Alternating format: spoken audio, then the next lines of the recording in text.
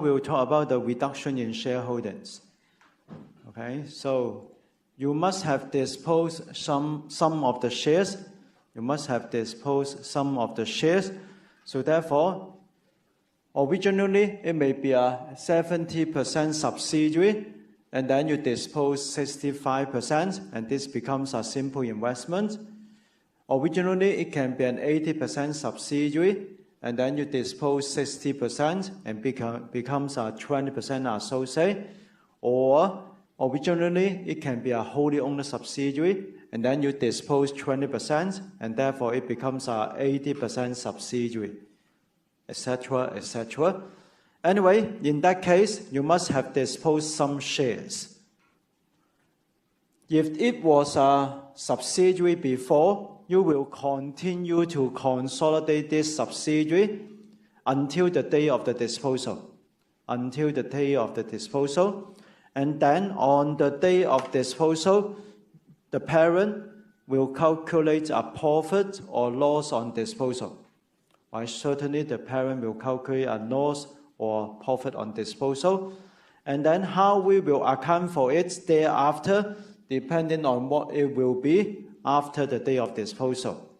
If this is a simple investment, then simply simple investment, right? Then simply financial reporting number 9. If this is an associate equity method, if it continue to be a subsidiary, you will continue to consolidate as a subsidiary.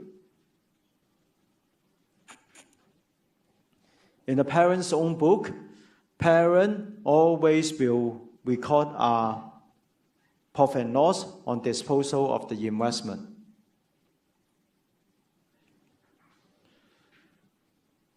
But usually, this profit or loss on disposal of the shares will be different from the gain or loss on disposal of the subsidiary that the consolidated financial statement will present. So we will calculate the gain or loss on disposal of subsidiary. But anyway, this gain or loss on disposal of subsidiary is calculated as either increase in net asset or reduction in net asset.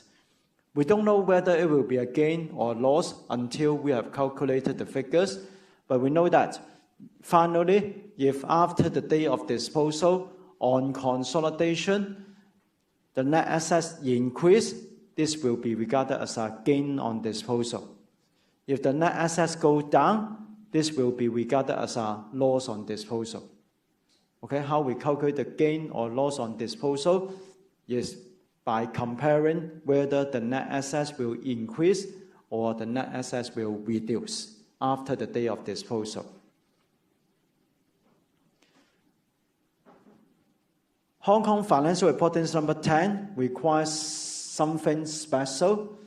It requires that the remaining investment should be stated at fair value at the day of disposal when the disposal leads to a loss of control. What does that mean? That means, say, for example, originally you may have got a subsidiary. You may dispose some of your shares.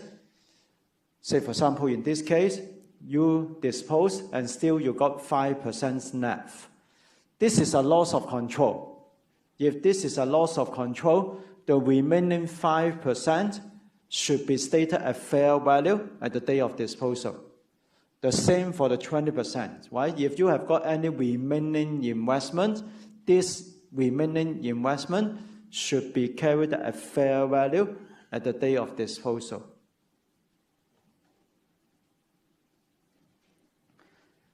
For the third case and the fourth case, parent in its own book will calculate a profit or loss on disposal of shares, but basically on consolidation, there's no loss of control. You did not lose your control, therefore you did not sell your subsidiary.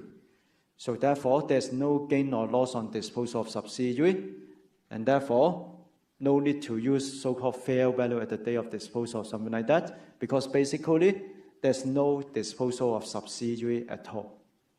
Right? In the third case and the fourth case, no disposal of subsidiary. Let's see how the parent will calculate the profit and loss in its own book. In the parent's own book, profit or loss will be calculated as the difference between the sales profit. So if they sell it for cash, they will get the cash profit. And they will compare this sales profit with the carrying amount of the shares that they have sold. In the parent's own book, they may have carried the investment at cost, or they may carry the investment at fair value. It can be fair value through profit and loss, or fair value through other comprehensive income. Or actually in the parent's own book, they can also carry their financial asset at equity method. Right?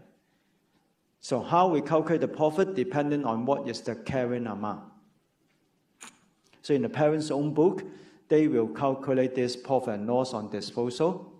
But actually, this amount will be reversed on consolidation. But before we can do consolidation, we must know what the parent has recorded in its own book. Let's say an example.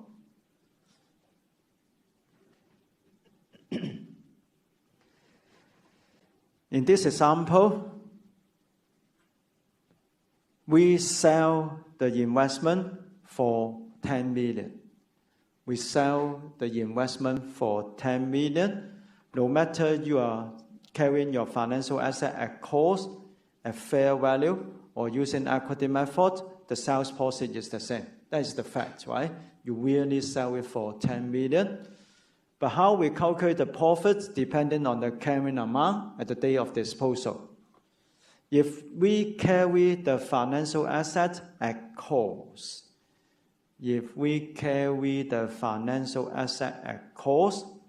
then the difference between the sales profit and the cost will be the profit on disposal. Right? So therefore, in the parent's own book, the parent will credit away the investment, which is carried at cost. That means 6 million. So we credit investment 6 million. They will debit cash 10 million because they really get 10 million. So therefore, in the parent's own financial statements, they will recognize a profit on disposal, 4 million. Correct? Right? This is what they do if they are staying at cost. However, the parent may stay their financial asset at fair value through profit and loss. Say, for example, if this is a fair value through profit and loss, and we assume that in the past, actually the fair value has increased by 3 million. If the investment has increased by 3 million, then the parent in its own book, they must have debited investment 3 million and credit P&L, credit profit and loss 3 million. Therefore, now at the day of disposal, the carrying amount will be 9 million. It will be 9 million.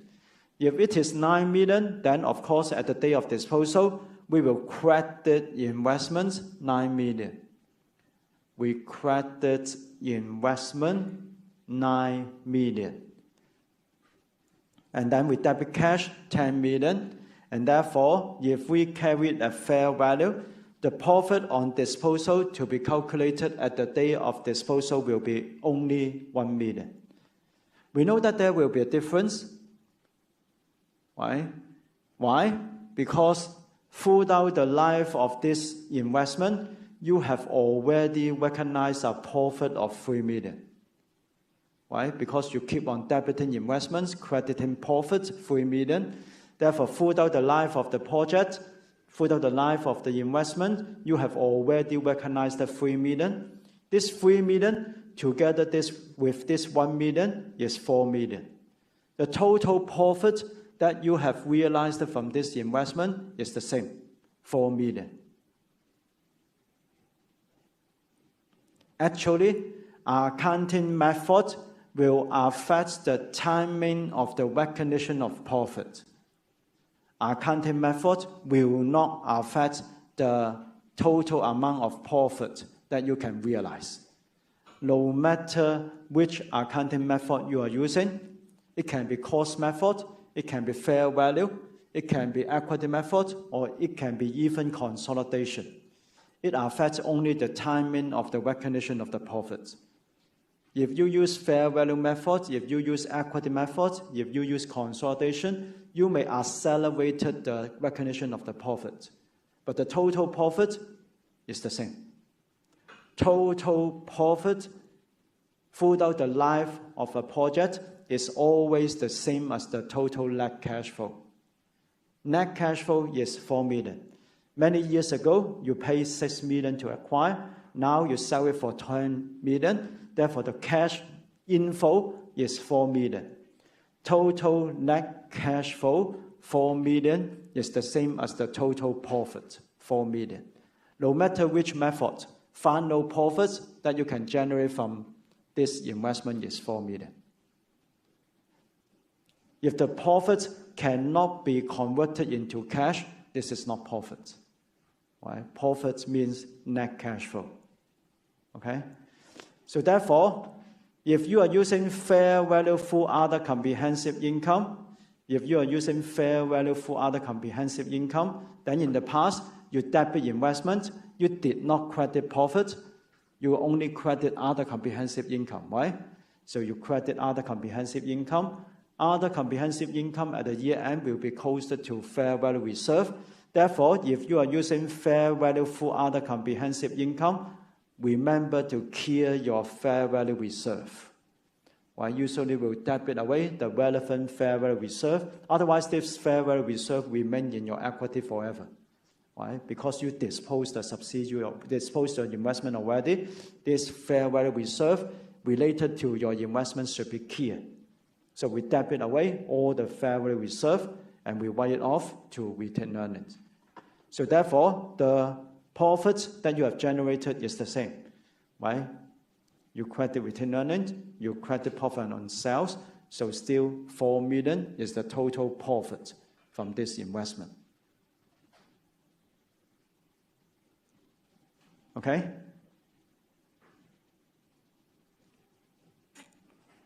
The same even when you are using equity method. So if you are using equity method, you will share the post-acquisition increase in net asset. So therefore, if this associate has got a profit, you will share the profit. So assuming that in the past, you have shared a profit of 3.5 million already, that means you have debited the investment associate 3.5 million and credited share of profit of associate 3.5 million. So now, your investment associate is already 9.5. Therefore, on the day of disposal, you will credit away this investment associate, 9.5 million. You debit cash, 10 million. So therefore, on the day of disposal, the profit on disposal is 500,000. Now it's 500,000, but in the past, you have already shared the 3.5. So the total profit from this investment is still 4 million.